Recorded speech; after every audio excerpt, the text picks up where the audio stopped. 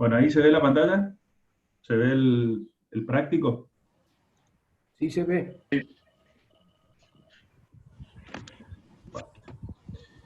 Bueno, un poco la idea hoy, vamos a empezar por lo menos esta primera parte, después sí podemos arrancar con lámina, pero vamos a arrancar hoy. Yo quería un poco explicar el práctico, porque, bueno, algunos los entendieron más, otros menos, por ahí la consigna no la escribí tan claramente, quizás. Pero un poco la idea era dibujar, tratar de resolver un problema que se puede dar en la práctica, ¿no? Entonces, la consigna era diseñar un trazado planimétrico de un camino de montaña. O sea, primer dato, camino de montaña. Sujetos de helada frecuente. Entonces, acá le estoy dando datos de tal manera que ustedes puedan ir a buscar a la norma cuáles eran los valores límites o los rangos que se podían tomar a partir de esto. La curva era una curva horizontal con transición. Le daba un esquema con dos vértices, teniendo en cuenta que debe dejarse como mínimo una longitud recta entre los puntos de la espiral tangente, o sea, el final de la curva 1 y el principio de la curva 2. La idea era dejar un espacio, ¿sí? Tal que me permita desarrollar, o sea, tener un tramo recto entre las dos curvas. Y después le decía que debería tenerse en cuenta la relación entre los radios de la curva contigua, dada por los gráficos de la página. Bueno, eso no era tan importante. Del manual de diseño se puede utilizar las tablas de la curva 349, 354. ¿Por qué le dije esto? Porque no era necesario el cálculo numérico de la curva, podían sacarlo de la tabla directamente, de la norma. Para cada curva deberán definirse todos los datos, etc. Bien, y después tratar de dibujarla en lo posible. Hasta ahí la historia. Vamos a ver si cambio de pantalla a el AutoCAD. Vamos a omitir a los que faltan.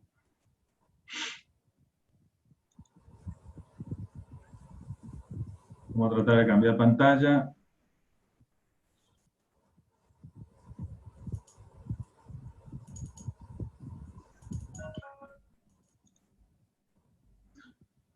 A ver.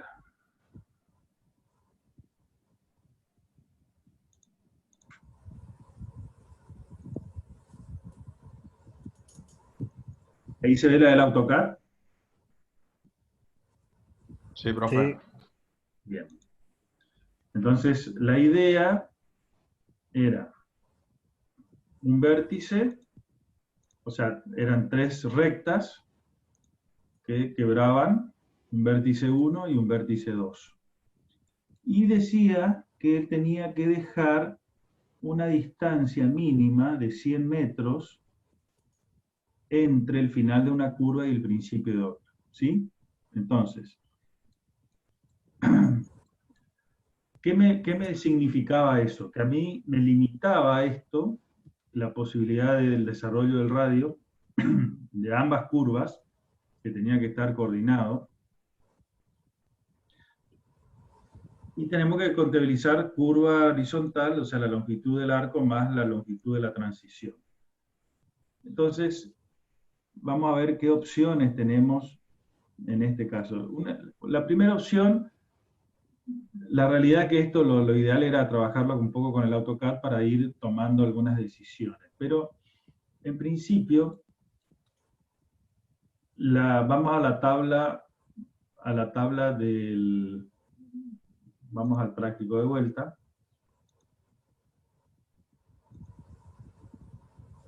Y lo primero que tenía que hacer era la elección de la velocidad directriz. O sea, ¿con qué velocidad directriz voy a trabajar? Siendo que el camino es de montaña y está sujeto a heladas frecuentes. Entonces, en la página 219 del manual, yo tengo el desarrollo de las velocidades directrices y las elecciones y lo que la norma me propone para elegir esa velocidad. Entonces, en función de la topografía, los rangos son muy montañosas, de 25 a 50 km por hora, montañosa de 30 a 80, ondulada de 50 a 100 y llana de 90 a 130. O sea que en este caso, digamos, yo tendría que por lo menos elegir, o sea, tengo que elegir en el que está acá remarcado de resaltado de amarillo, como situación montañosa, entre 30 y 80 kilómetros por hora. Entonces, bueno, yo puedo elegir acá el máximo rango, 80, o el mínimo, en ese sector, por lo menos, o para todo el proyecto, pero vamos a suponer que yo estoy trabajando en ese sector, por lo menos para definir ahí en ese lugar con qué velocidades voy a diseñar. Entonces, el rango es de 30 a 80. En el caso de la elección del peralte, en la página 322 del manual, hay una tablita y me dice que en el caso de zonas montañosas con helada poco frecuentes es 10, pero en el caso de montañosas con heladas frecuentes es 6. Entonces en este caso yo tengo que seleccionar un peralte máximo de 6%. Lo que me permitiría, a partir de las velocidades elegidas y el peralte elegido, ver cuáles son las posibilidades de los rangos de radios de curva, la parte circular de la curva. Entonces, para seleccionar el radio de la curva, que sería la otra etapa, en la página 349 tengo esta tabla que me da todos los valores máximos o absolutos, lo que ya habíamos definido en la teoría, para el caso, en esta tabla del 6% como peralte máximo. Entonces, fíjense, yo remarqué acá con un recuadro rojo las opciones entre 30 y 80 kilómetros por hora, que es la velocidad a la que tendría que estar, porque el cuadro de 6% de la página siguiente ya son rangos de velocidades superiores. Yo me tengo que mantener dentro de este rango. ¿Sí? Todavía no elegí la velocidad.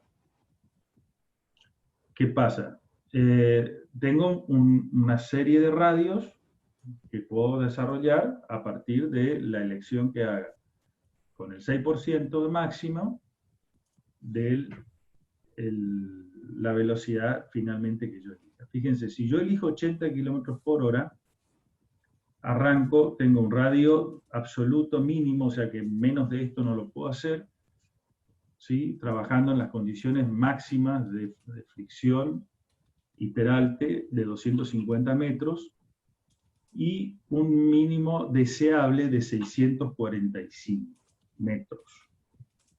Ahora, la verdad que esto, bueno, el práctico tenía alguna trampita, o mejor dicho, había que pensar un poco y dibujar, y de eso se trata el diseño. Entonces uno dice, bueno, a ver, ¿con qué radios? Perdón, tengo que compartir, ¿cierto? Vamos a compartir ahora de vuelta esto. ¿Acá ven el AutoCAD? Sí. Bien. Entonces, yo tenía que decir, bueno, a ver, ¿con qué radios puedo trabajar? Y tendría que, digamos, empezar a probar. Yo tengo esta situación y digo, bueno, tengo que trabajar entre 250 mínimo absoluto, 645 mínimo deseable. ¿Qué pasa si yo tiro un círculo? Vamos a suponer, pongo tangente, tangente, radio, y elijo las dos tangentes y elijo un radio, vamos al máximo 645 metros. Fíjense lo que pasa. El radio toca aquí, hace tangencia en este punto, y fíjense dónde hace tangencia. ¿Qué pasó? Se me fue. A ver dónde estaba. Creo que ese dibujo no es el de arriba. Perdón, el de arriba. Tenés razón. Bueno, que no quería borrar el de arriba. Eran 100 metros entre ambos, ¿no? Profe, le hago una pregunta en eso. Sí. En esa transición, esos 100 metros, ¿era una condición? Porque yo usé una fórmula que estaba en el apunte, que era la longitud mínima entre curva y contracurva, que es 5 veces la velocidad directriz, y me daba un valor bastante arriba de 100 metros, y no sabía si era una No, condición de yo producción. yo le puse 100 metros nada más que para poner una condición estricta, pero como una condición real del terreno, no le dije que saquen esa separación de otro lado. Por eso se Ok. la di como dato, ¿sí? Se la doy como dato. ¿Eh? Tulio, esos dos puntos, ET1 y ET2 que están separados, 100 metros, esos ya te están dando los puntos de tus curvas. Estos puntos, esta Claro, separación me están dando los límites de la curva, hasta dónde puedo llegar. claro, ¿Eh? exactamente. De Ahí una donde curva habría, y de donde la... engancharía una y donde saldría la otra. Es claro, en realidad yo lo que necesito es que me queden 100 metros de rectos, ¿sí? Entonces yo Sí, quiero que sí, acá correcto. termine la primera y acá empiece la Y segunda. ahí comienza la otra. Claro. Sí, sí. Entonces digo, bueno, a ver, hago una primera prueba y yo hago con el máximo 6.45, como les había dicho, se pasaba, ¿ven? O sea, hace tangencia en un punto fuera del... Dentro de esa. Sí, sí. Entonces no me sirve, yo digo, no puedo trabajar con el mínimo deseable, voy a tener que irme a un valor más chico.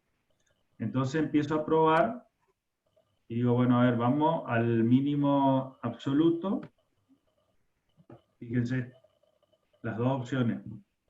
¿Sí? También te queda mal. Te queda, sí, te queda, esta la puedo usar, pero todavía tengo margen acá.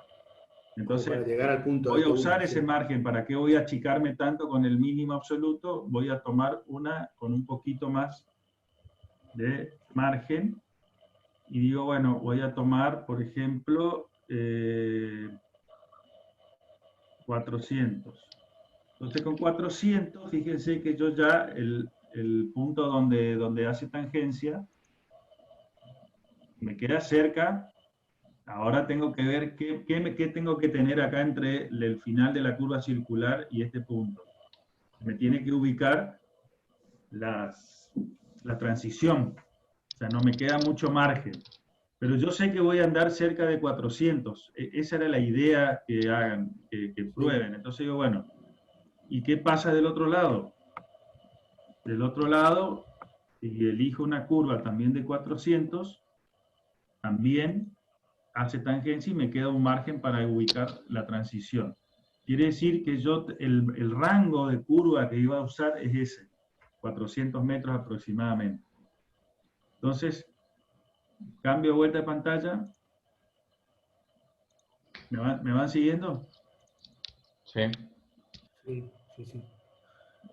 Cambio de vuelta a pantalla y digo, bueno, a ver, ¿qué tenemos acá para elegir? Tengo entre 400, fíjense, yo puse la línea roja acá, y 250. El problema es que yo puedo estar, si yo hago de 80 kilómetros por hora, voy a trabajar con un valor de radio menor al deseable. ¿Qué tengo que hacer para, qué debería hacer para llegar a un valor deseable? ¿Cuál es la variable que tengo que tocar? Disminuir la velocidad. No me queda otra. Entonces quiere decir que este es un proyecto que a lo mejor me exige, en ese sector al menos, disminuir la velocidad de diseño, o bien de todo el proyecto, o bien de ese tramo del proyecto.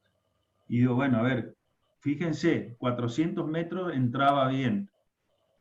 Miren, si yo elijo 60 kilómetros por hora de velocidad, que estoy dentro del rango entre 30 y 80, puedo acceder a un radio deseable de 395 metros. Y entonces digo, bueno, entonces voy a agarrar y voy a seleccionar 60 kilómetros por hora como velocidad, ¿sí? Como velocidad de diseño. Entonces digo, bueno, la velocidad directriz la voy a poner en 60 kilómetros por hora. Ustedes dirán, ¿y para qué? Bueno, la idea era que pensar un poquito, más que todo, ver qué le pasa al proyectista cuando empieza a tener condicionantes del terreno o condicionantes de otro tipo, que hace que no pueda acceder a lo que yo quisiera, ¿no es cierto? En ese caso, vamos a suponer que están haciendo, o pueden estar haciendo una auditoría de un tramo, o sea, están investigando a ver a qué velocidad realmente pueden circular y estar haciendo al revés, o sea, están partiendo de un proyecto preexistente y viendo cuál es la situación de velocidad que deberían señalizar, por ejemplo, o que deberían diseñar o definir el resto de las variables del proyecto. Entonces digo, bueno, si yo elijo 60 kilómetros por hora, puedo establecer un rango de 400 o 395 metros de radio mínimo deseable. Entonces seleccioné y acá se me define 6% de peralte, 35 metros de longitud LE mínima, ¿sí? Y un ensanche de 0,6. Eso es lo que me define el cuadrito. Estos cálculos yo los puedo verificar. Podemos verificarlo con los datos en función del... Ahora comparto la planilla. A ver. Este es el radio de la curva. Acuérdense la planillita, yo les había dado. Esta es para una curva circular, así que esta oreja no la usen, ¿sí? Simplemente para definir, si yo tomo una velocidad directriz de 60, bueno, este cálculo de la velocidad media de marcha viene de la formulita que ya les había dado en la teoría, y tienen los cálculos mínimo absoluto que están redondeados en la tabla de 395 para un 6%. De todas maneras, la tabla ya les da el cálculo, por eso les dije no era necesario que utilicen el cálculo. Pero sí, en la parte de la espiral, vamos ahí, no sé si están viendo la planilla de espiral. Sí, se ve. Sí, sí. Vamos a ver, yo puse el vértice, primer vértice en progresiva 1000, el segundo vértice, la velocidad de 60 kilómetros por hora, y el ángulo 60 grados, que era el primer ángulo, primer quiebre. Entonces, la longitud de espiral, tengo las tres opciones, ¿sí? Que me da la norma, criterio de comodidad, criterio da 20 metros, el criterio de la apariencia general da 33 y pico, y el criterio de apariencia de borde, tomando un ancho de carril para velocidades entre 50 y 70, de 6,70. Entonces, si yo pongo ese ancho, también me da 35 metros, y hago el calculito me da 35 metros. O sea que las longitudes mínimas, como estaba en la tabla que les mostré, eran 35 metros, cuando le dije, ¿viste? Cuando vieron y la máxima, sí, y la máxima es 1,25, perdón, 1,25 era, ¿no? Sí.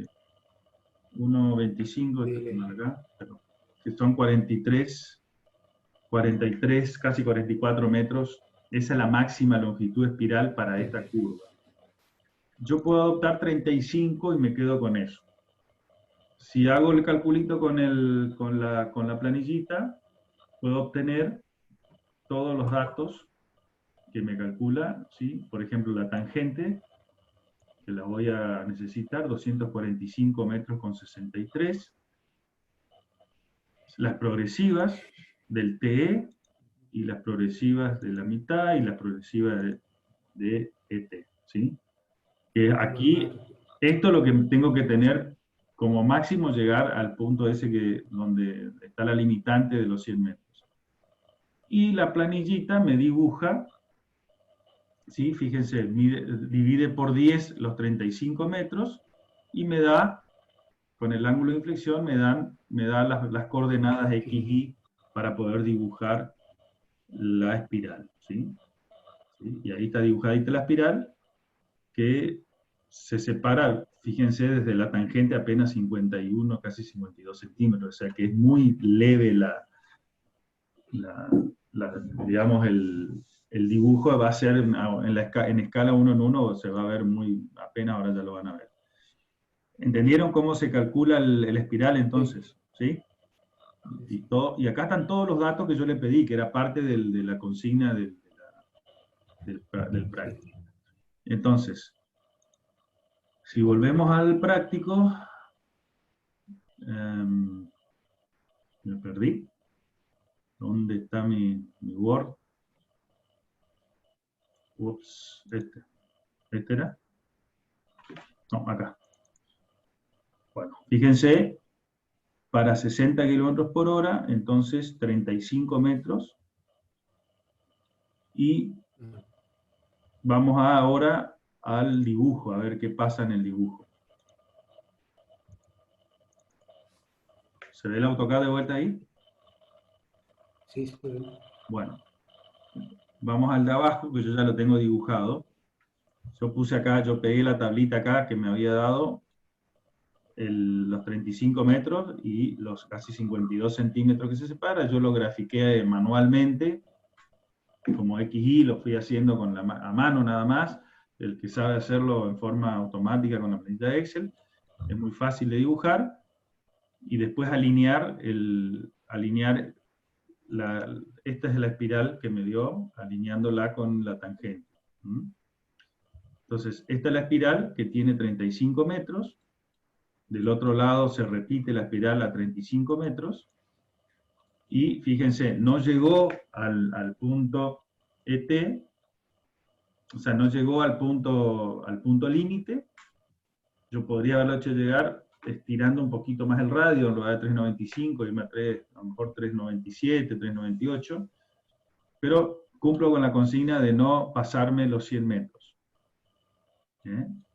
Esos que están marcados serían las dos espirales, y esto que está acá dibujado sería el radio, la parte circular de 395 metros de radio, la tangente de 245,63, que yo les dije que calculó, y la Ingeniero, progresiva, ¿sí? Sí, ¿cómo hizo manualmente ahí para hacer la curva de transición? Porque a mí no me salió esa parte. como hice. Sí, Y mira, lo más básico y picapiedra, en los cuales yo me incluyo, es agarrar y dibujar punto por punto. Ya te digo cómo. Vamos a dibujar puntos. Este, por ejemplo. Vamos a suponer que yo pongo punto acá. Elijo un punto. Después, para el próximo punto, hago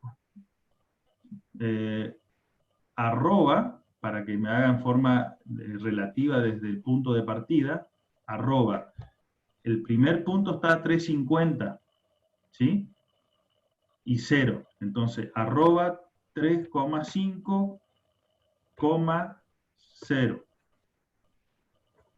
Ahí se dibujó el primer puntito, ¿ves? sí, sí. Si yo toco de vuelta el original, tengo que tocar de vuelta el original, o sea, marcarlo, tiki, y volver a poner arroba 7,0, porque vuelve a ser 0, ¿viste? Porque apenas se separa. Y ahí se dibuja el otro puntito, ¿ves? Sí, ahí sí. Marco de vuelta, arroba 10,5,0,01, que es este punto. El 10,5, 0,01, enter. Debería, si no me marca, volver a marcar porque a veces no te marca. Arroba 10,5,0,01, ahí se marcó, ¿ves? Y así sucesivamente, arroba 14,003. Marco de vuelta el origen. Siempre tenés que marcar el origen porque si no, no te va a ir dando cualquier cosa. Arroba 17,5,006. Ahí marcó de vuelta. Arroba 21,011. arroba 24,5,018 arroba 28,026 no me acuerdo. Arroba 28,026 marco de vuelta arroba 3150,038 y el último arroba 35,052. Bueno, y ahí tenés toda la espiralita dibujada, ¿eh? Y después vos le pones una polilínea y le vas uniendo los puntos. Y esto como también, así se replantea también en el terreno, ¿no? Entonces ahí te quedó la polilínea, ¿eh? Si vos la querés alinear, vamos a suponer que le trazás una línea, esta sería la tangente, ¿sí? Esta sería la tangente. Y esta sería la polilínea. Vamos a cambiarle de color para que se... Lo que yo estoy haciendo es lo más picapiedra, ¿eh? Es utilizar el AutoCAD como dibujo a mano. Entonces, si yo lo quiero llevar acá, lo voy a hacer con este para no... vamos.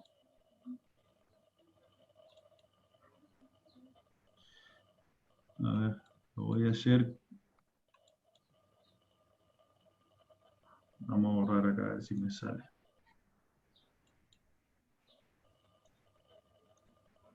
¿Me van siguiendo acá? Entonces, si yo, vamos a suponer que yo muevo esto, lo agarro, lo pincho desde acá, y lo desplazo hasta el punto de inserción que debería ser este, donde me da la tangente, yo puedo poner ese punto, lo conozco porque tengo 2,45. Ahora yo quiero alinear esto con la tangente real, ¿sí?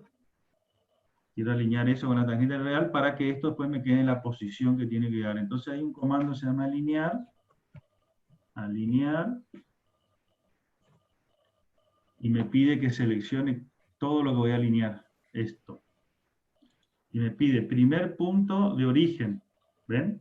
Precisa el primer punto de origen, entonces toco ahí.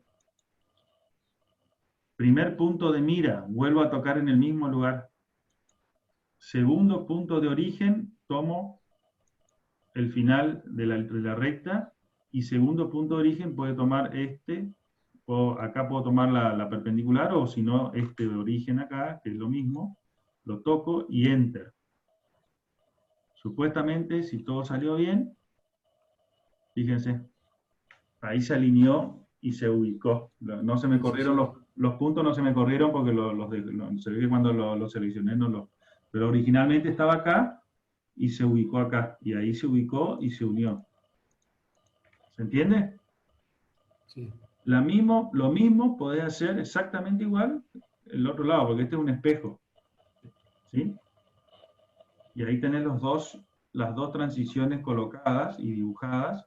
Fíjense que esto se separa muy poquito. Que son los 52 centímetros. Entonces, este será el punto espiral circular EC.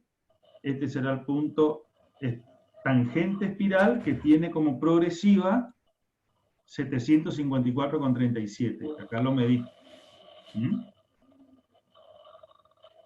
Y este punto final tendrá otra progresiva. Ahora ya el de T1 ya no es este, obviamente, sino que tendremos que correrlo a la real posición de donde quedó la... Perdón, esto es acá. Entonces ahí quedó ET1 ahora. Se me corrió un poquito para atrás. ¿Sí? Y lo mismo puedo hacer con la segunda curva. Selecciono un radio que, al caso como no hay mucha diferencia, puede ser el mismo y la misma espiral. Lo único que tengo que hacer ahora es dibujar la espiral acá, dibujarla acá y colocar el radio, la curva, dibujar la otra curva. Y si todo quedó bien, esta distancia como mínimo pues, va a ser 100, pero probablemente me quede un poquito más. Que eso es lo que deberían completar ustedes. ¿Alguna consulta, alguna pregunta de cómo hacerlo?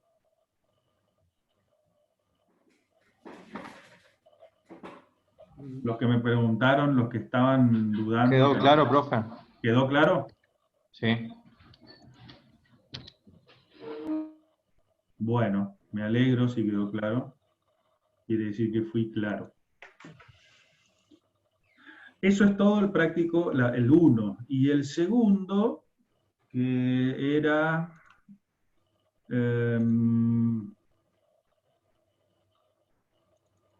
el segundo, que era calcular la distancia, este es más simple porque este simplemente tienen que ir a la tablita y elegir la ordenada. Ahí le doy todos los datos. Creo que ese no tiene complicación. Simplemente me tienen que decir cuál es la distancia a la que deberían quedar despejada la curva, la parte interna de la curva.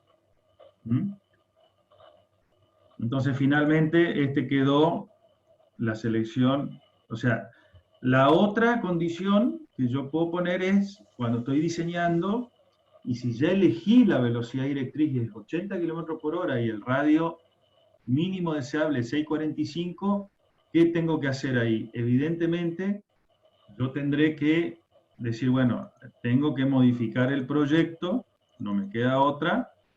Cuando hice el trazado preliminar de la planimetría, probablemente esta recta, esto no puede ser así y quizás tenga que estirar un poco, ¿sí? Y entonces mi proyecto ahora, para que yo pueda ubicar radios de 645 metros a 80 kilómetros por hora, tendré que modificar los ángulos y las longitudes. Ahí tengo un radio de 645. Y acá tendré un radio, perdón, puse 400. 645, y vamos a ver si me da este. O sea, eso es lo que se hace, y por supuesto que si yo tengo algo automático para hacer, o sea, un software, yo puedo, justamente lo que puedo hacer es modificar estas cosas a piacere. Fíjense, ahí me queda una distancia aproximada de 250 metros entre curvas. No sé si se entiende cuál es la variable que tendría que tocar en el caso de que no pueda ubicar curvas. Si yo quiero ubicar curvas de 645 metros y no tengo alternativa desde el punto de vista de la operación, o sea, tienen que ser a 80 kilómetros por hora, entonces la variable que me queda Cambiar el ángulo. es cambiar el ángulo y cambiar las longitudes de las tangentes. No me queda otra. ¿Sí? Esa es la otra variable que yo le podría plantear y decir, bueno, si tengo que hacer esto, dígame qué longitud debería tener la tangente intermedia, ¿sí? Para poder cumplir y qué ángulo finalmente quedarían estos, ¿sí? Que obviamente ya no van a ser probablemente los ángulos originales, sino que tendrán seguramente otros valores, ¿sí? De eso se trata el diseño cuando le decimos, bueno, ¿cuáles son las variables que se pueden modificar? Si no puedo modificar el trazado, tendré que modificar la velocidad, no me queda otra. Y si puedo modificar, y si no tengo que modificar la velocidad, tendré que modificar el trazado. ¿Sí? ¿Quedó claro? Sí, sí. Profe, Sí. ¿podría repetir, por favor, la parte donde usa la alineación, digamos, para ubicar la segunda espiral? para Esa parte ubicar nomás esta quería... segunda, Claro, claro, claro. Eso. Bueno, en esta segunda, el problema que tenés ahora, vamos a tomar, vamos a tomar la espiral originalis, creo que es esta. 1, 2, 3, 4, 5, 6, 7, 8, 9, se me faltó un punto acá. Vamos a ver, vamos a tomar la espiral original. Vamos a suponer que yo quiero trabajar. Ahora, el problema es que ahora tengo la espiral en otra posición, ¿sí? Hay que despejarla, digamos. Hay que espejarla, exactamente. Entonces yo digo, bueno, espejemos la espiral en cualquier posición, no importa. Me dice si quiero borrar el objeto, le digo que sí. Bueno, hace lo que quiera. Ahí. Entonces en ese caso, creo que ahí me quedó orientada hacia donde quiero, ¿no es cierto? En ese caso yo tendré que moverla hasta el punto de inserción, que es la otra tangente. ¿Sí? Vamos a suponer que vamos a borrar esta. Y yo, bueno, la quiero alinear. Alineo esto. Me va a pedir punto de origen. Vuelvo a tocar el mismo punto como origen. Y el punto, segundo punto, perdón, vamos de vuelta. Alinear. Bien, selecciono. Precise punto de origen. Segundo, primer punto de mira. Segundo punto de... Y... No sé, toco cualquier punto de la recta acá. Y ahí se me alineó. ¿Ven? Sí, pero Ahí está, profe. previamente lo tuve que espejar porque si no me va a quedar para el otro lado. ¿Sí? ¿Quedó ahí cómo es el procedimiento? Sí, profe, gracias. A Quedó ver, claro. esto ya les repito, esto es algo hecho a mano, es como dibujar a mano, pero bueno, son primeros pasos del AutoCAD, que el que no sabe, o algunos seguramente maneja y domina mucho más. Y por supuesto que en el caso de contar con un software, claramente el software hace todo esto. Y la ventaja que tiene es que yo puedo modificar la posición de los vértices, la longitud de las tangentes, y esas curvas se me van ubicando de acuerdo a esos cambios que voy haciendo. Y lo mismo, el mismo procedimiento puedo hacer para el otro lado y ver. Bueno, creo que más o menos quedó claro el asunto este, que era lo que yo pretendía con el práctico. Bueno. Profe, ¿Y? yo no entendí muy bien en el punto 2 qué es lo que tendríamos que hacer. Dice determinar la longitud para determinar la distancia visual de detención, pero no entendí, digamos, en qué manera. En el gráfico, digamos. Bueno, viste que hay un grafiquito que yo les estoy buscando acá en el libro. La distancia, visibilidad.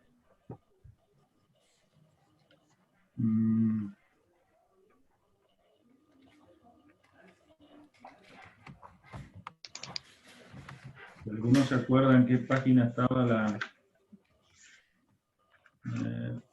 distancia, visibilidad de curvas? Hay un gráfico para establecer las visibilidades, distancia visual de detención en curvas. Están en la página 346 del manual. Vamos a mirar a ver un poquito, cambio de pantalla.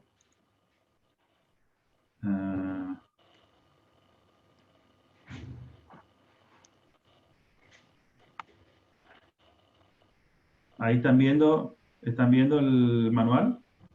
No. ¿No? No, profe, no se ve nada. Aguanten un segundo. Lo que pasa es que yo hice cualquier cosa. Ahí. Ahora sí. El manual está por aquí. ¿Ahora sí? Ahora sí, ¿Sí? ahora se ven. Bueno, entonces vamos a la página 346, creo que es esta que está por acá arriba. Sí, Ahí está. bueno. Lo que yo pretendía es que ustedes calculen esta distancia M1 para el caso que le planteo en el problema, donde pueden usar la formulita, ¿sí? Radio del eje del carril interior, coseno 2865, distancia visual de detención sobre RSI otra vez. Y los datos que yo le doy, o sea, pueden usar también esta gráfica, ¿sí? Donde sale la ordenada M1, entrando con el radio del carril, tocando la velocidad, ¿sí? Al tocar la velocidad, esto tiene implícita la distancia visual de detención, y salen para abajo con Sacamos el M. la distancia M1. ¿Eh? Sí, sí. ¿Sí? Sí, correcto. Profe, ahí en ese caso, ¿el radio que tendríamos que elegir sería los 395 de la curva o qué radio No, es el sería? radio del eje del carril interior.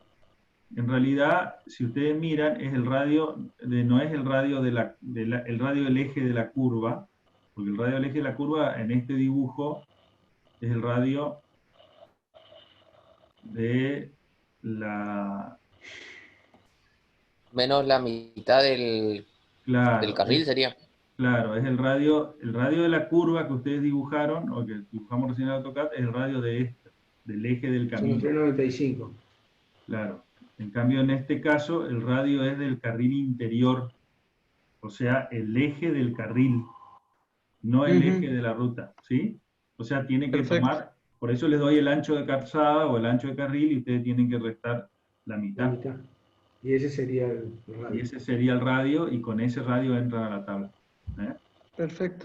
Gracias. Porque de ahí se cuelga M1, ¿ves? Sí, sí. ¿Mm? ¿Está? Sí, sí. Sí, pero- Gracias. Y, bueno, y es aplicar nomás la tablita y no tiene otra connotación que eso. Yo les doy el ancho del carril 365, el ancho de calzada completo 730 y le digo apliquen la figura 329. ¿Sí? Sí, sí. Perfecto. Bueno. Profe, cuando tenemos que armar el Word, ¿tenemos que expresar todos los cálculos del Excel? ¿O cómo se Sí, entregaría? yo diría que para poder armen un Word, o un PDF, mejor dicho, después conviértalo en PDF, donde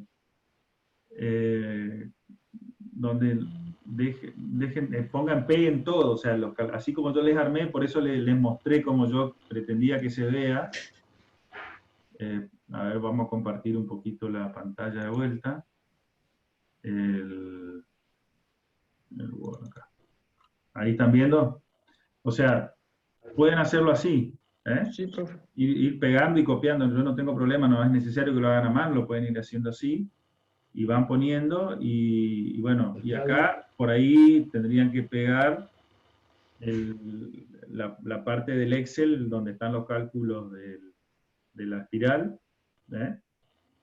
Y después, si quieren, si lo hacen en AutoCAD, pueden copiar el dibujo a AutoCAD y pegarlo en el Word y convertir todo en un PDF y ese sería el práctico. A mí me gustaría que quede así, para que les quede un poco Perfecto, perfecto. más ordenado y más prolijo y está bien, está perfecto. Estamos. Bueno. ¿Otra consultita?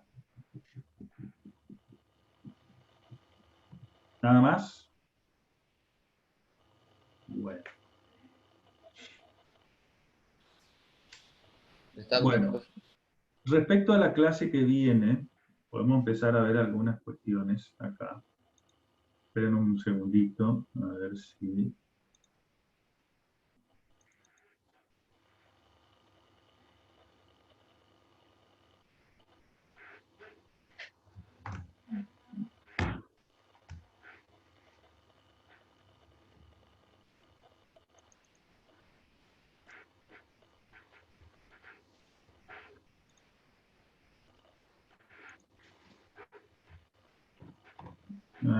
Estoy intentando compartir la pantalla de AutoCAD de vuelta, pero no la estoy viendo.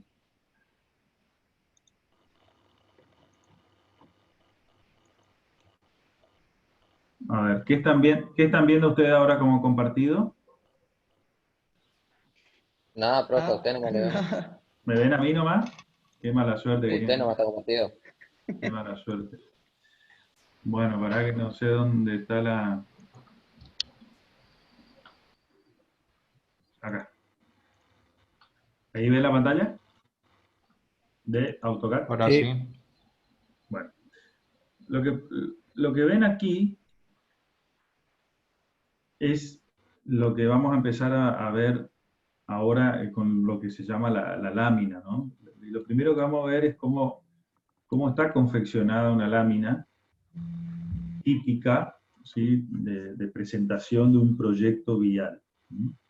Las láminas de presentación de proyecto vial tienen diferentes formatos según sea láminas para llanura o láminas para montaña. O sea, el dibujo que se haga en el sistema de dibujo, sea AutoCAD o sea CAD o lo que sea, tiene que terminar como documento en una lámina como esta. Esta lámina tiene un formato, un tamaño A1, o sea que tiene una cierta longitud, un formato estandarizado del tipo A1, todo está estandarizado, los bordes, los recuadros, los tamaños de letra, y tiene básicamente, podríamos decirle, 4 áreas importantes. En este caso estamos viendo una lámina para llanura, por eso dice planimetría en llanura. En principio tiene, a ver si puedo sacar la cosa esta, ¿cómo sería? Bueno, ahora no me voy a poner a inventar, pero quería sacar la cinta esta porque no la necesito y para que se vea un poquito más. Si alguno sabe cómo sacarla, desanclar creo que es este. Esta, ¿no? Bueno. Ahí ven. Bueno, tienen este primer sector en blanco, como se ve acá, es el sector de la lámina donde se va a empezar a dibujar la planimetría. Ahí se va a dibujar toda la planimetría.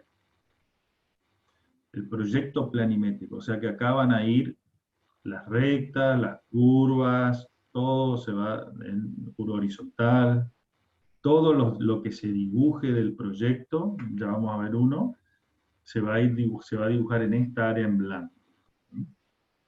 El eje de la ruta, la posición de cada cosa, la progresiva, etc. En este segundo sector cuadriculado, que está cuadriculado según una medida específica, tanto en el sentido vertical como en el sentido horizontal, en esta grilla se dibuja la altimetría. O sea, aquí va en la otra parte del proyecto, que es el proyecto altimétrico. Por lo tanto, va a haber una línea que representa el eje de la calzada, otras líneas que van a representar, por ejemplo, los perfiles de cunetas, otras cosas que van a representar, por ejemplo, las alcantarillas, los puentes, o todo lo que uno dibuje que se vea en un corte vertical, ¿sí? Entonces, todo eso se va a dibujar acá. Y esto tiene una medida específica. Esta longitud y esto en vertical y esto en horizontal. Y después la otra parte, la tercera parte, es esta regla que se ve aquí, es una regla graduada, donde se van a colocar las progresivas, ¿sí? O sea, el avance del proyecto 0, 100, 200, 300, todas las progresivas, ¿sí? Metro por metro, o cada 100 metros, cada 50. Las cotas de los puntos fijos, ¿sí? O sea, ¿cuáles son los puntos fijos? Son aquellos puntos que forman la poligonal básica con la que después se puede referenciar todo el proyecto planialtimétricamente. Las cotas del terreno, o sea, en la progresiva, por eso la regla se repite. ¿Por qué? Porque todo va atado a la progresiva para poder ubicar. Entonces los puntos fijos tendrán una progresiva. Las cotas del terreno tienen una progresiva. Las cotas de la rasante, o sea, aquí va el terreno natural debajo del eje. La cota, acuérdense la cota roja. Bueno, la cota del terreno debajo del eje, ¿sí? Del eje donde está el eje de diseño, de proyecto, ¿sí? Ahí se coloca la cota, en esta regla se coloca la cota del terreno natural.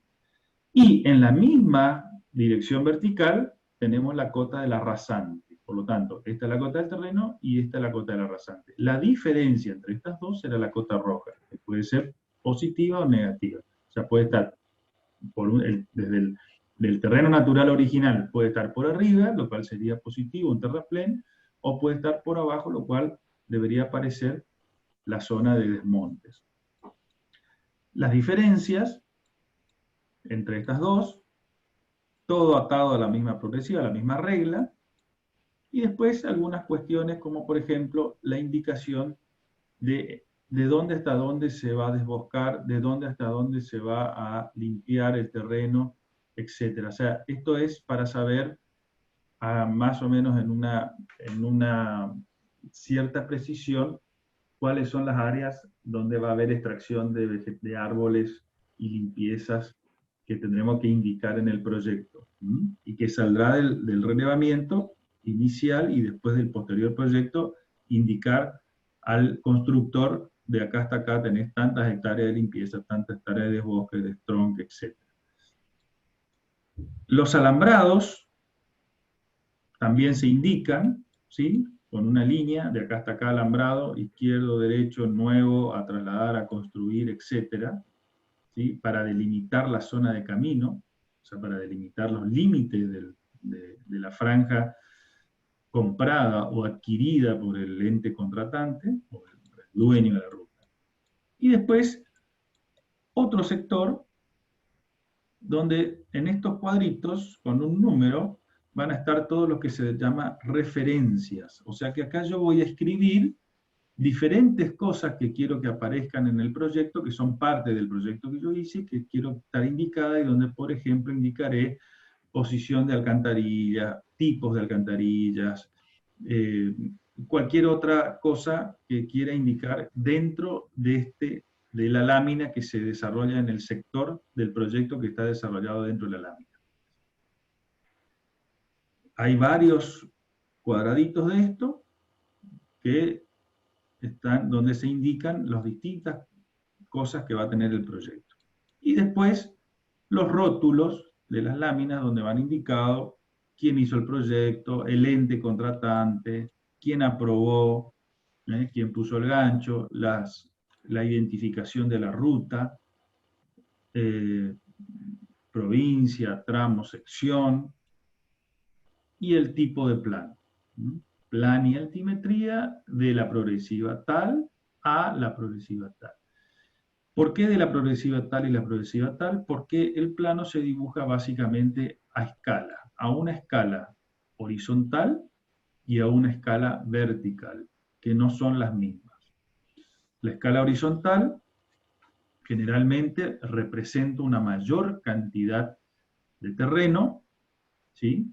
O sea, el terreno se ve más chiquito en lo que es el desarrollo horizontal o planimétrico, y en el desarrollo altimétrico, como las diferencias entre cotas son menores, en el caso de la planimetría, donde yo me voy manejando de cada 100 metros, cada 1000 metros, en este caso me voy manejando cada centímetro, o varios centímetros, o algunos pocos metros, sobre todo si se trata de proyectos en llanura. Entonces, las escalas, fíjense, son diferentes cómo se dibuja el proyecto planimétrico y el altimétrico.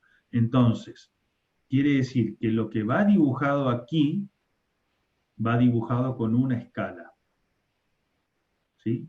Por ejemplo, 1 en 2500 es la escala horizontal, siempre es la misma escala para los proyectos de ruta. Entonces, acá comienza el proyecto, por ejemplo, es la progresiva 0.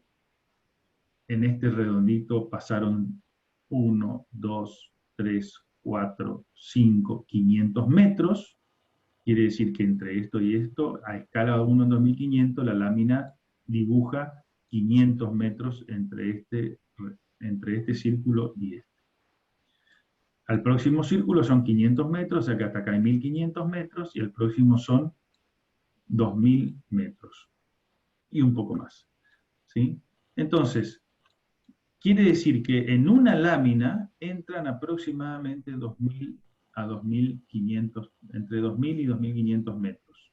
En general, en la lámina 1, 2000 metros es lo que generalmente se dibuja.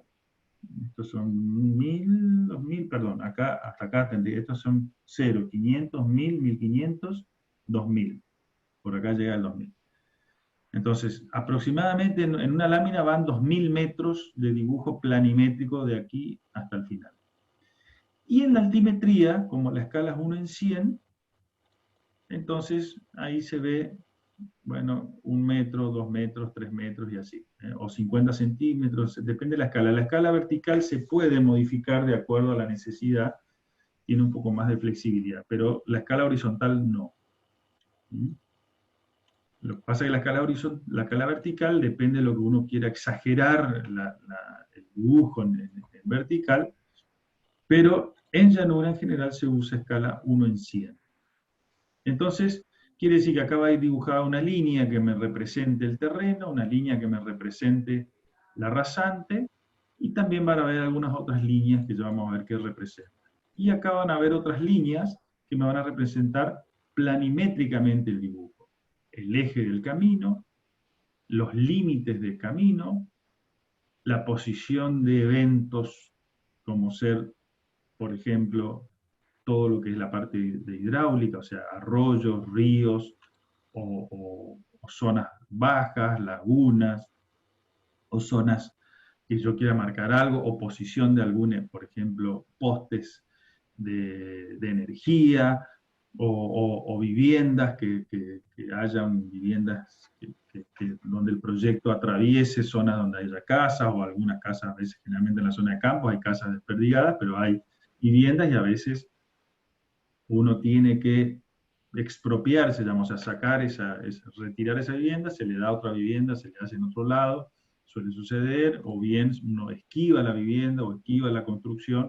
Bueno, todos los eventos o cosas que uno releva en el relevamiento, cuando se hace la topografía, van dibujadas y cada cosa tiene una posición XY, o sea, tiene una ubicación precisa, tanto así como los puntos fijos, y todo está referenciado. Y actualmente, obviamente, todo esto está georreferenciado, o sea, también no solo hay una referencia XY, sino hay una referencia geográfica de cada cosa.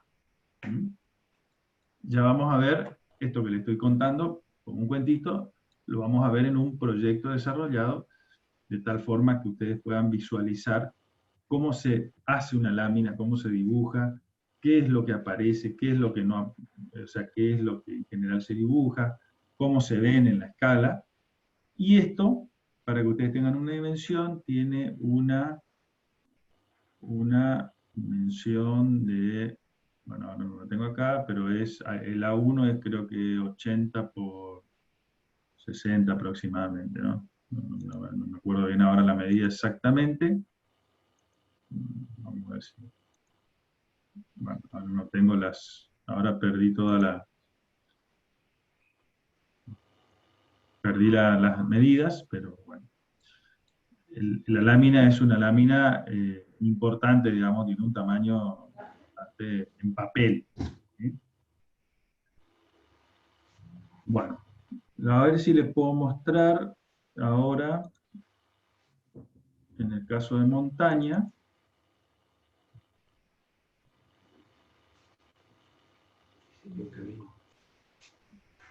¿ven ahí una lámina totalmente blanca? Sí, Sí.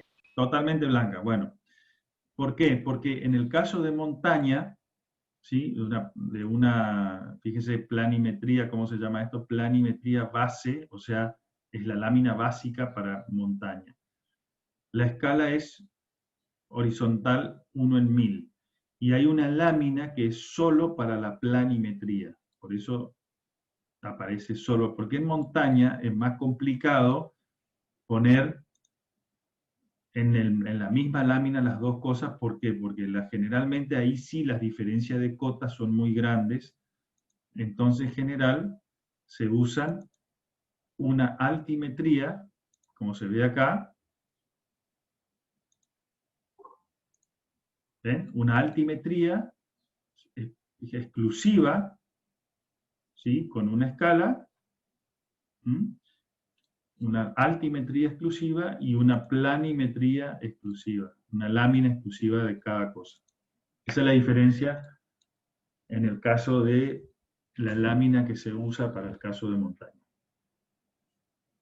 ¿Estamos? ¿Alguna consulta hasta acá? ¿Se entendió más o menos cómo viene cómo se hacen las láminas o cómo son? ¿Mm?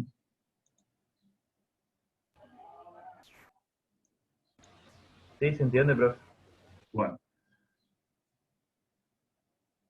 Y lo que vamos a ver, yo no quiero avanzar mucho, pero lo que vamos a ver, para poder verlo mañana con más tranquilidad y preparar un poquito mejor esta parte, porque aparte acá me parece que para poder verlo mejor a esto yo tengo que poder visualizar.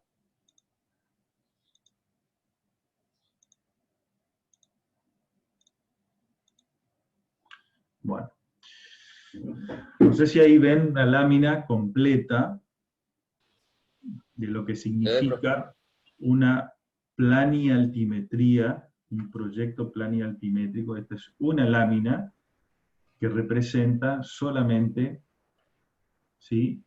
Por ejemplo, 1750 metros. ¿Mm?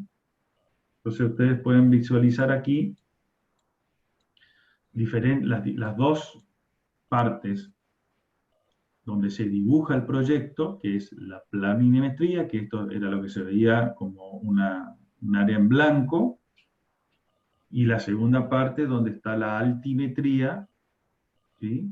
Que es donde está la grilla. Lo que ustedes vieron en la lámina, lo que estábamos mirando acá, obviamente eran la lámina base, o sea, por donde se dibuja. Y acá estamos viendo, por ejemplo, un proyecto X. Esto lo vamos a ver ahora a modo nada más que de visualizar las cosas que se ven y después vamos a ver un proyecto hecho.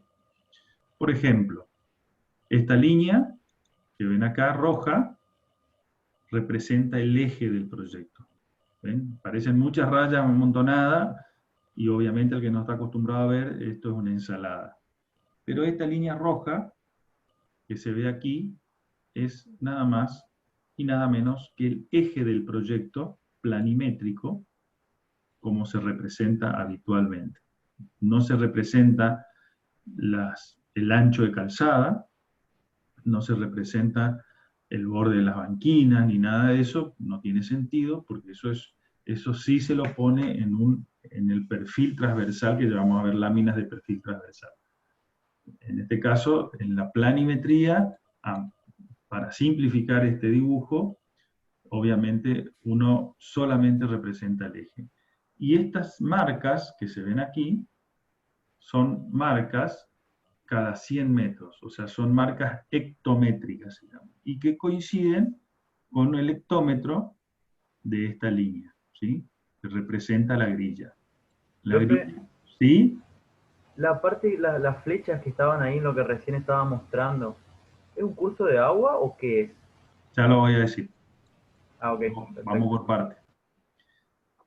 Primero vamos a ubicarnos cómo se lee el plano. Entonces, el eje es esta línea roja, estas marquitas amarillas que se ven acá son las marcas hectométricas que coinciden con el hectómetro de la grilla y de la regla.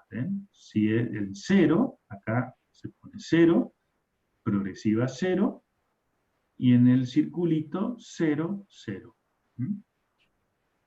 Y después están cada 100 metros una marca hectométrica. Cada 100, 400, 500, y aparece en el círculo 0 kilómetros, 500 metros, 0, 500. Lo mismo pasa 1 kilómetro, 1, 0, 1000 metros. Y así, esa es la forma que se representa la progresiva y la regla de progresivas.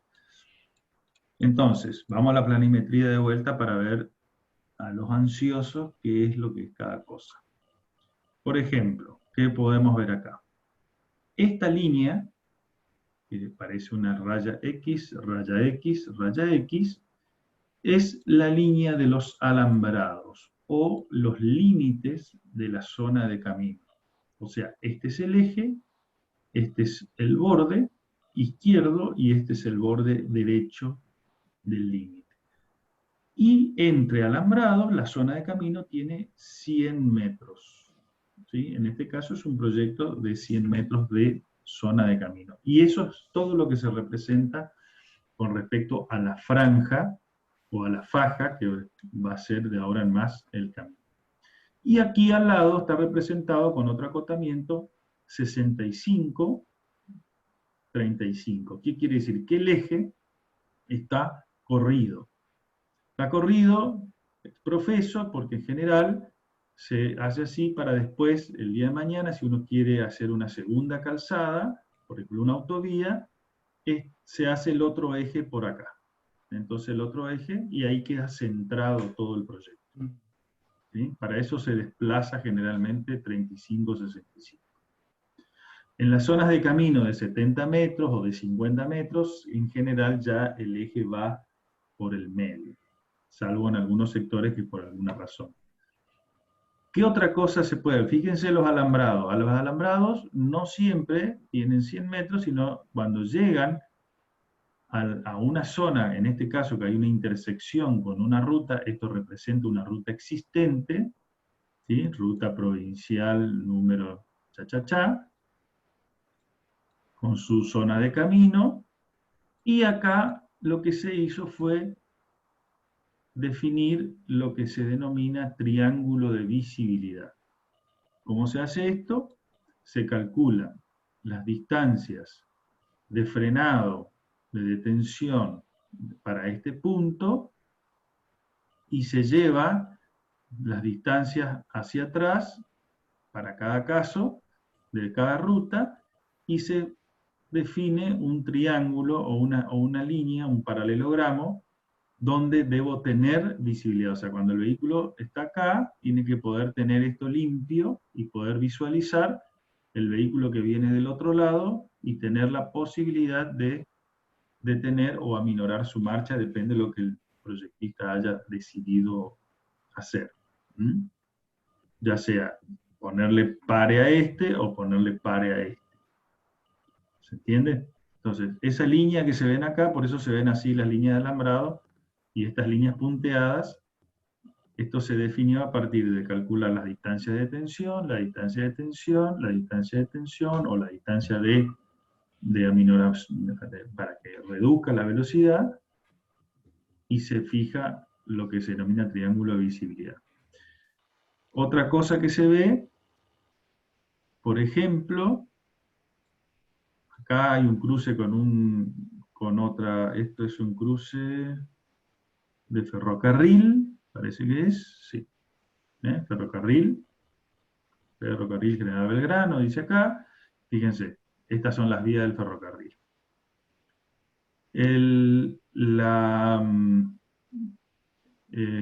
Ferrocarriles Argentinos define en su norma, en su propia norma, que los cruces deben ser con un ángulo a 60 grados.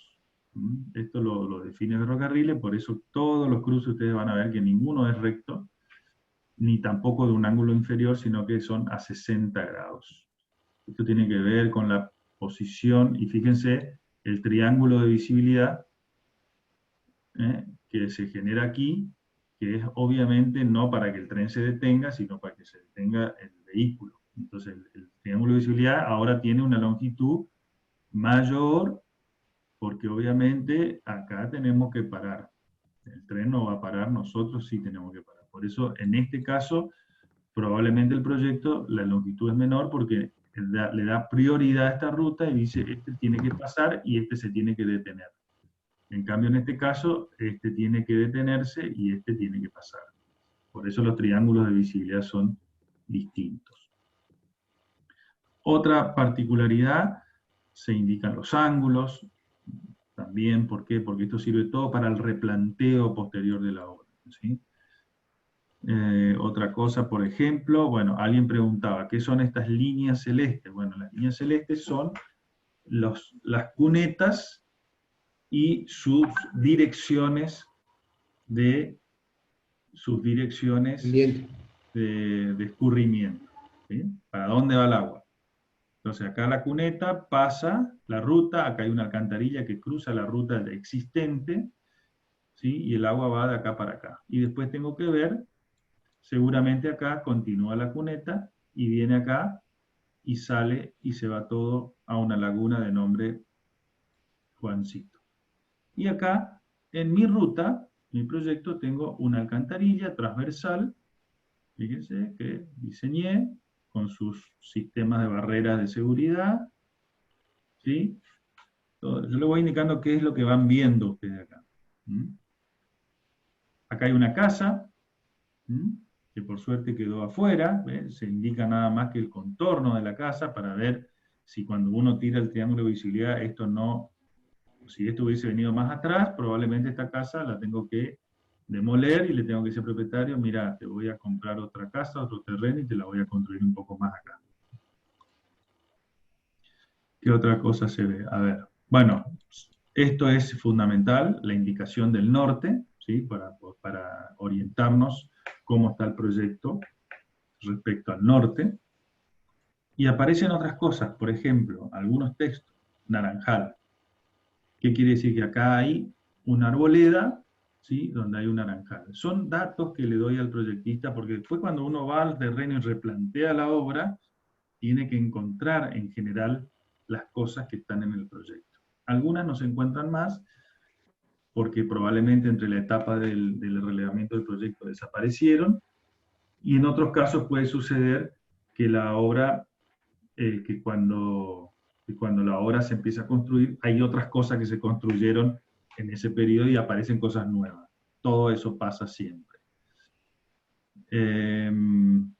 Los propietarios, aparecen los nombres de los propietarios, incluso hay planos específicos que se llaman plano de propietarios, o sea, para saber quiénes son los dueños, porque quizás esto pudo haber sido un camino existente, pero la zona de camino probablemente se haya ampliado de lo que era de tierra a pavimento, o sea, se amplía la zona de camino, quizás originalmente era de 30 metros y pasa a ser 100, y esa franja se la tengo que sacar a un propietario. Entonces yo tengo que saber todos los propietarios que están de un lado y de otro para poder después ir a hacer uno por uno todo un expediente y un trámite de expropiación, compra del terreno, o cesión, donación. Hay diferentes formas en que los propietarios. Y a veces los terrenos pueden ser fiscales también. Bueno, acá fíjense, también está la indicación, hay un pastizal. Estos son datos que le doy al proyectista. No le doy precisiones de dónde hasta dónde. Le digo, mira, acá hay un pastizal, acá hay un naranjal, acá hay una arboleda, acá hay una laguna. La laguna sí le tengo que mostrar dónde está. Nombre del propietario. ¿Qué aparece acá? Punto fijo, fíjense, dibujadito, un punto fijo, quiere decir que esto acá yo materialicé cuando hice la topografía, un punto fijo de hormigón o de madera dura, y le llamé punto fijo número 31. Ese es el nombre que le di. Y ese punto fijo número 31 tiene los siguientes datos. Está en la progresiva 0500. A ver si es cierto. Sí, fíjense, acá está la progresiva indicada en el eje 0500 y tiene que coincidir con el 0500 de la regla. Luego, ¿qué hay?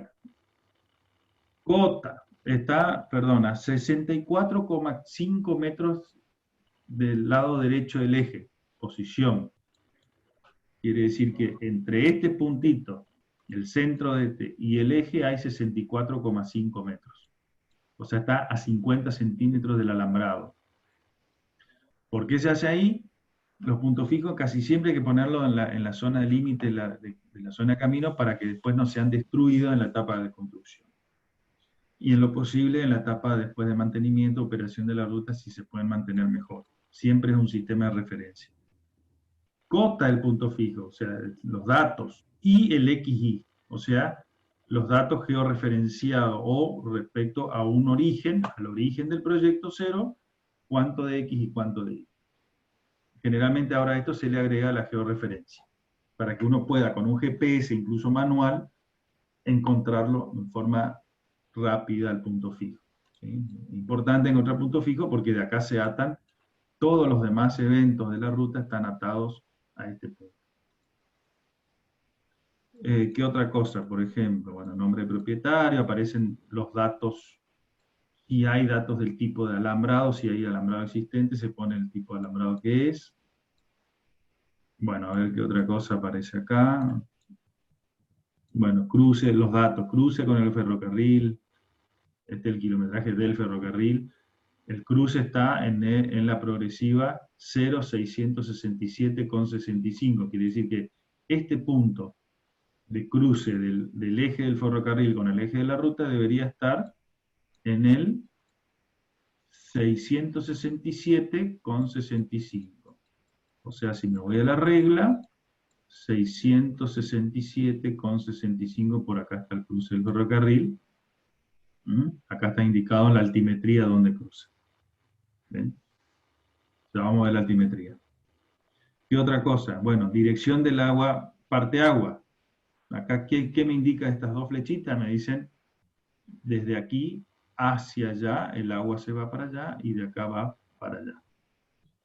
¿Sí? Después vamos a ver cómo esto está reflejado en la altimetría. ¿Qué otra cosa aparece aquí? Fíjense. Un alambrado. Este es un alambrado existente de un campo. ¿Ve? Límite de propiedad, ¿sí? Y dice, es un alambrado de púa, de 2 púas, ¿sí?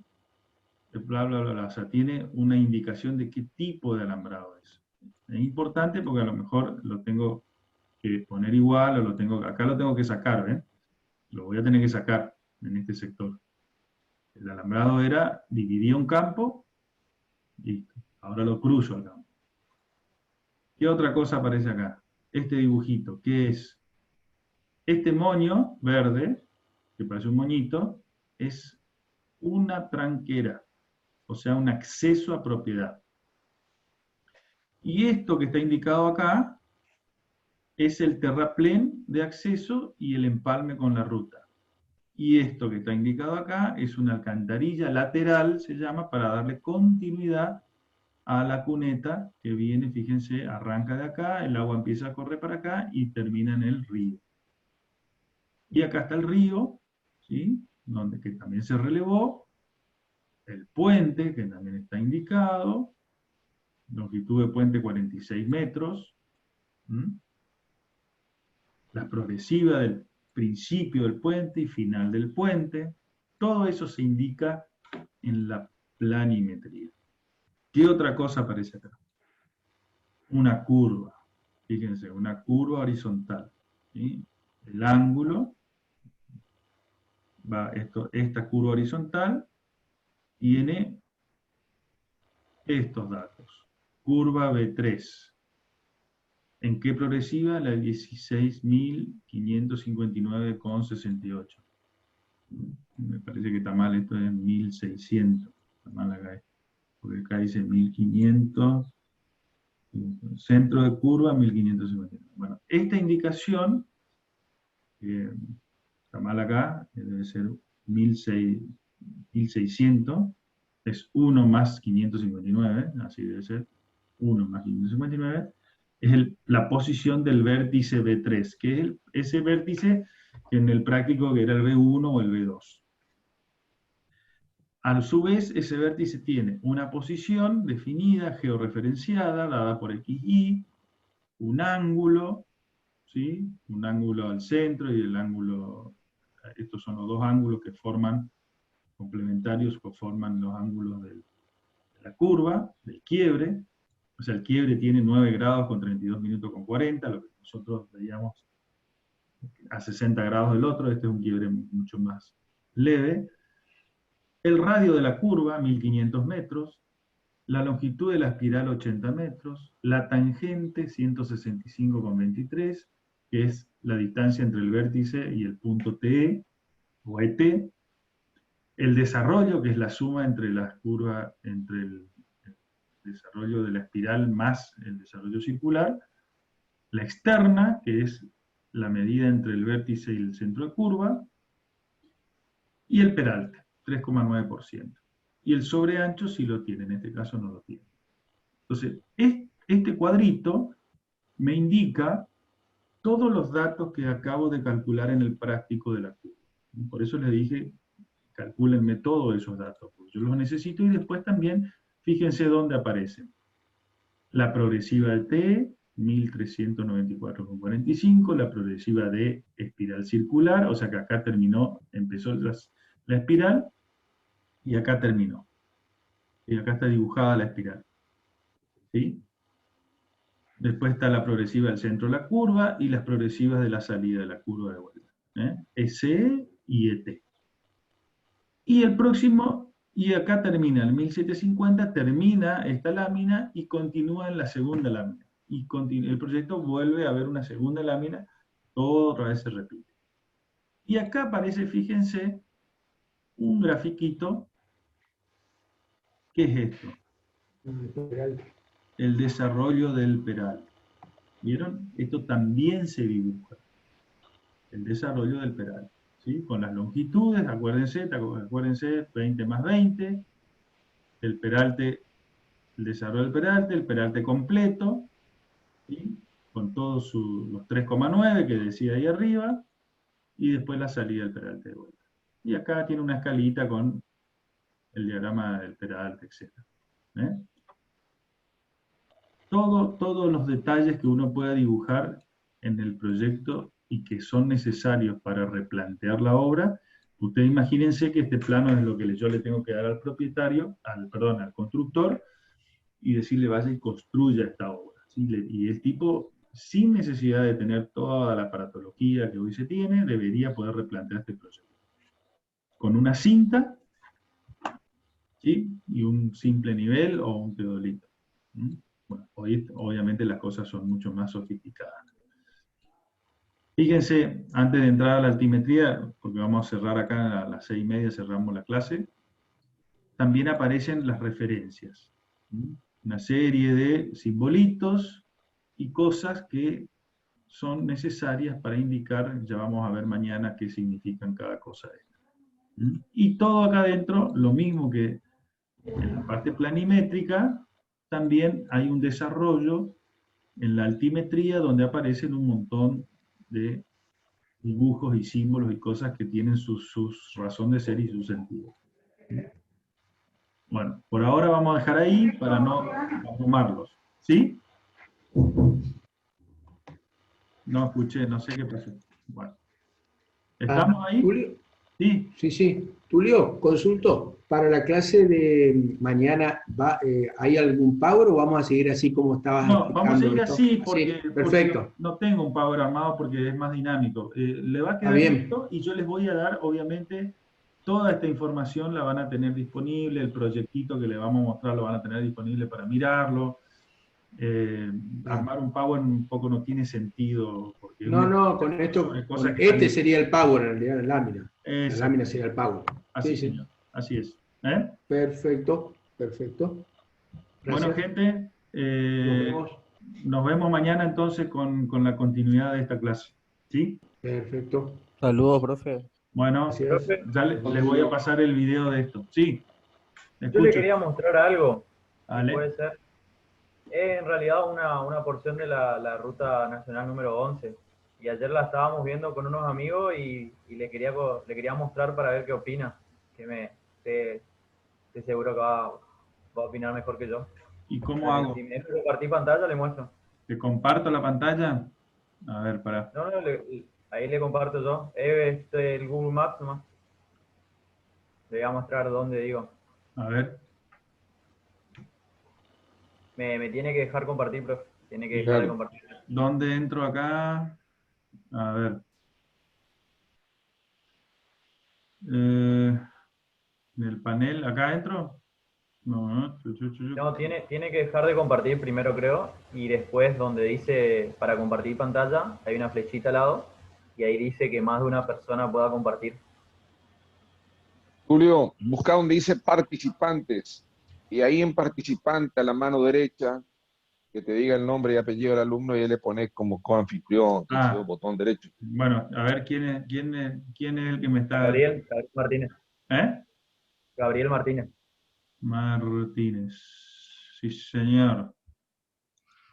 Y te hago hospedador. Con que me deje compartir, yo estoy contento.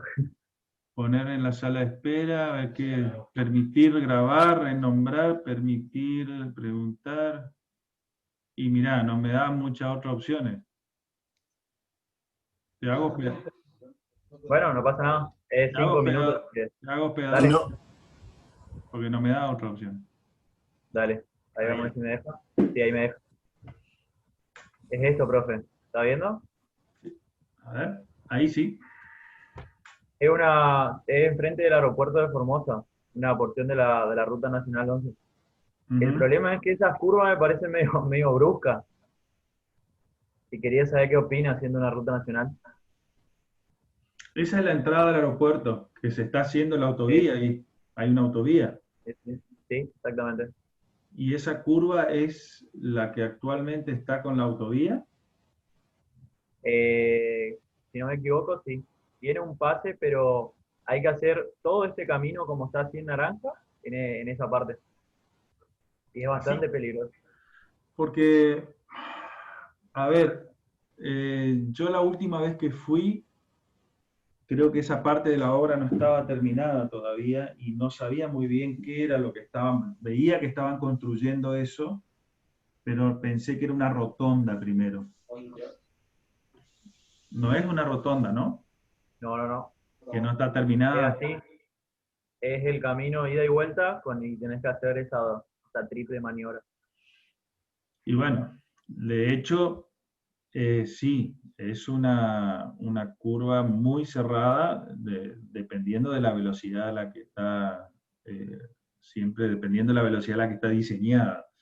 Claramente ahí tendrían que, evidentemente es un nudo complicado, pero debería tener una velocidad de circulación probablemente de 60, 50 km por hora, no creo que más que eso. Y sí, viniendo, si es una autovía, cuando vos venís, esa autovía tiene una mezcla ahí de cosas, porque también las rotondas en las que se diseñaron, Julio. ¿sí? Son bastante Julio, chicas. soy Fabio. Sí, Fabio.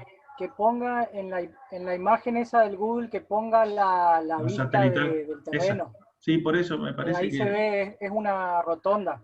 Sí. Es una rotonda medio como la 90 y 11, desplazada, medio rara.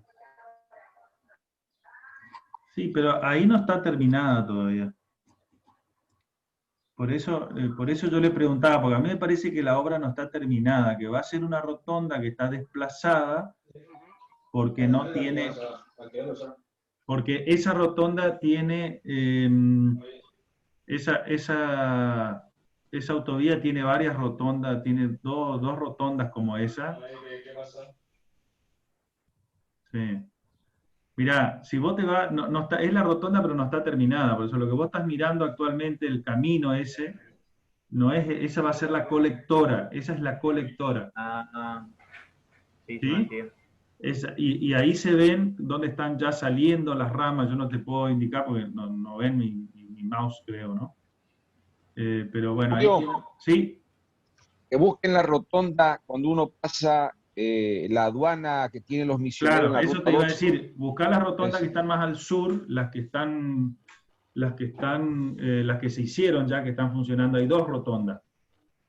Si vos te vas más hacia el sur, o sea, hacia abajo de la pantalla, andá buscando.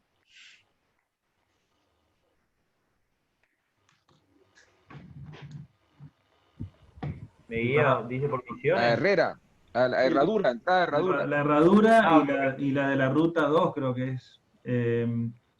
Ahí está en Tatané. A ver, En Tatané hay una rotonda. sí, pero esa es la que ya estaba. A ver, o esa, ahí está. Bueno, Ahí está, es la misma situación, ¿ves? Es así. La rotonda está desplazada hacia un lado para poder ubicarla, porque no tenían espacio para hacer, si no tenían que expropiar hacia arriba, ¿ves? Que hacia arriba hay vivienda y todo eso. No Claro, tienen está espacio, construido. entonces la desplazaron hacia abajo, y lo mismo pasó en el aeropuerto. En el aeropuerto la desplazan hacia el otro lado porque el aeropuerto no les permitió meterse adentro. Entonces la desplazan. Ve que ahí se ve esas inflexiones que son, a ver, no están mal desde el punto de vista del diseño. Lo que pasa es que el problema es que son bastante trabadas para lo que es la velocidad con la que vos venís habitualmente. Pero bueno. Claro, hay un cambio de velocidad directriz grande ahí. Hay un cambio de velocidad que obliga a este tipo de rotondas, porque son rotondas modernas de baja velocidad, o sea, no hay otra forma de hacerlas. Entonces, por supuesto que acá la crítica sería, bueno, si hiciste una autovía, ¿por qué me parás y me bajás la velocidad a casi 20 km por hora cuando yo vengo a 120? Entonces lo ideal hubiese sido hacer una intersección por arriba, o sea, la autovía pasarla por arriba y la rotonda dejarla abajo, como es el caso de la Sarmiento, entonces vos le das continuidad. Pero bueno, son otros costos de obra, o sea, claramente esto tiene que ver con problemas presupuestarios, digamos, ¿no? Quizás en otra etapa se hagan los pasos a distinto nivel, que es lo que corresponde. Si vos mirás la tabla, esa tabla 1, la tabla de características que mostramos en la última clase, la clase anterior, vas a ver que la tabla de características para este tipo de ruta ya te exige un paso a distinto nivel. No deberías poder hacer este tipo de cosas. Sí, creo que hay obras pendientes para presupuestar, pero que viene relacionado con lo que usted está diciendo. Así que Y esto se hizo así como una primera etapa, pero la verdad yo circulé bastante por esta ruta cuando se inauguró esto y es peligroso, sobre todo de noche. Sí. ¿Y sabés cuál es el error más grave que tiene esto? Y ese sí es un error de concepto de los proyectistas: no tiene iluminación. Entonces una rotonda sin iluminación de estas características, la verdad es un atentado. Deberían tener, mínimo deben tener iluminación. Gracias, Inge. Perfecto. Esto ya es otra cosa, digamos, esto es diseño de intersecciones, es otra materia. Pero que claramente es parte de lo mismo, ¿no? Bueno, ¿listo, gente? Chao, Tulio. Paramos acá, así no se hace más grande el archivo y se los mando. Y mañana seguimos. Gracias. Ok, hasta luego. Gracias, profe, hasta luego. Chao. Bien. Luego.